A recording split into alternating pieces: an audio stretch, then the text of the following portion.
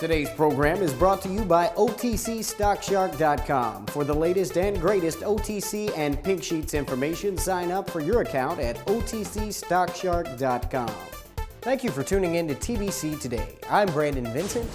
And I'm Angelina Soriano. In financial news, U.S. stocks dropped after weakness in the U.S. jobs figures, and European economic data knocked the market into the red for the second straight session. The Dow Jones Industrial Average closed down 76 points, or 0.7%, at 10,662, as a late swoon pushed the index lower after spending much of the day between gains and losses. Walt Disney fell 2.2%, while General Electric lost 2.2%, and J.P. Morgan Chase slid 2.1%. The S&P 500 index fell 9 points, or 0.8%, to 1,124, and the Nasdaq Composite fell 7 points, or 0.3%, to 2,327.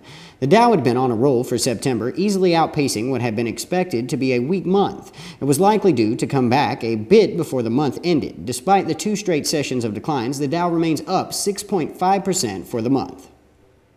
In U.S. news, police departments have collected thousands of handguns through buyback programs in communities throughout the country. Now they want the contents of your medicine cabinet. Opiate painkillers and other prescription drugs are driving addiction and crime like never before, with addicts singling out the homes of sick or elderly people and posing as potential buyers at open houses just to raid the medicine cabinets.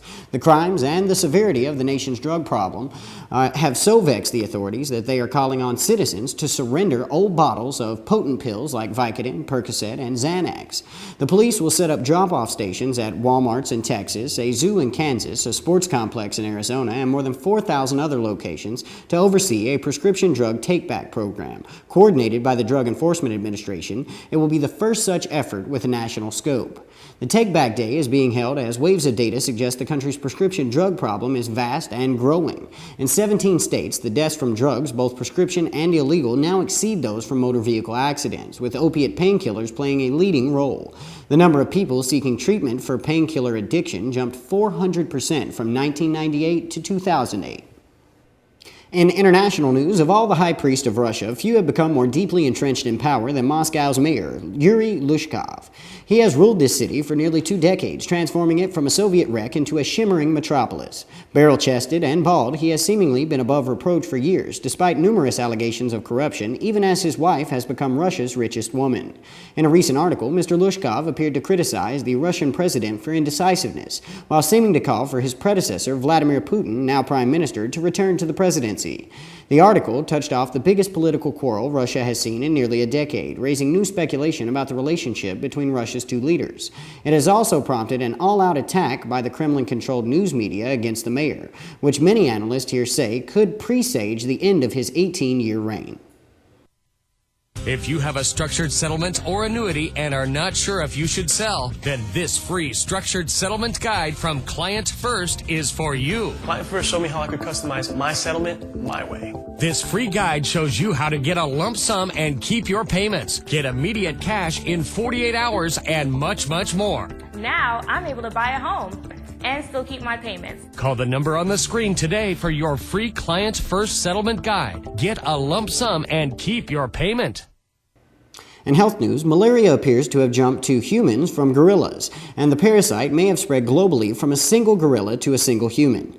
DNA from the droppings of nearly 3,000 apes shows that a strain of malaria parasite most common in humans is virtually identical to one of many strains that infects gorillas. Beatrice Hahn of the University of Alabama at Birmingham reported it is far more distant than strains affecting chimps and their close cousins. Hahn and colleagues used ape droppings collected to study the origins of the AIDS virus for their study. Hahn's team tested genetic material from the human immunodeficiency virus for their AIDS studies and took a similar approach for their latest work, looking for DNA from malaria parasites, including a parasite that causes most human cases.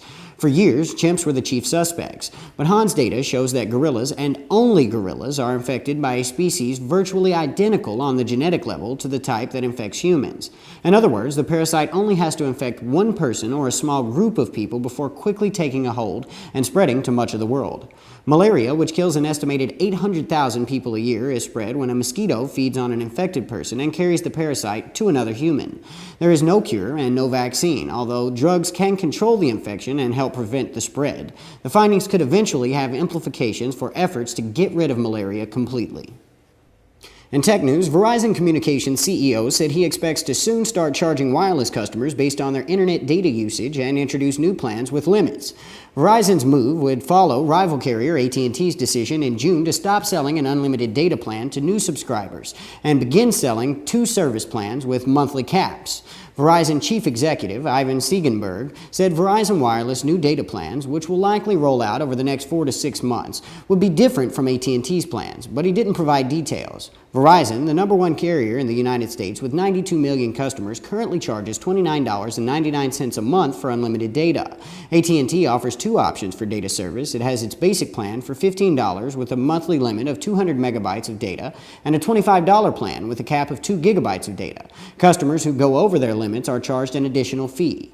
The wireless industry has struggled to balance the increasing demand for data capacity with unlimited plans that limit how much revenue carriers can generate from their subscribers. This dynamic has pressured the carriers to limit data and charge more because of the need to pour billions of dollars into their networks to ensure that the traffic flows smoothly. In green news, if you've ever wanted a great example of technological leapfrogging in practice, here it is. In the Indian state of Orissa, the state government has decided to electrify approximately an additional 2,000 villages by March of 2012. But rather than hook them up to coal-fired power plants, it will be using decentralized solar power, biomass, wind power, and a variety of small-scale hydropower projects that are also in the mix. Express Buzz reports that currently there are 395 villages powered through solar, with an additional 205 to be completed by the end of the year. Detailed reports to deploy solar at the remaining villages are being drawn up. Further renewable energy development in Orissa includes 118 megawatts of biomass plants, with 20 megawatts of that to be completed soon.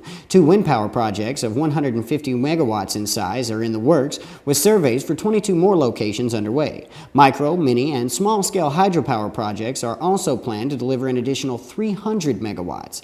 Given that in India projects can be bogged down in bureaucracy all too often, we'll have to see how all these plans bear out.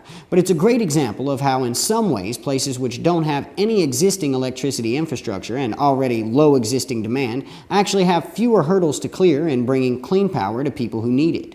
What's more, the benefits for people who have so little electricity access of an additional 150 megawatts of wind power are far greater than deploying that amount in some place like the United States, where electrical consumption norms are so much higher, both by personal habit and systematic demand. All in all, very good news and something that needs to be emulated far and wide. Thank you for tuning in to TBC Today. I'm Brandon Vincent. And I'm Angelina Soriano.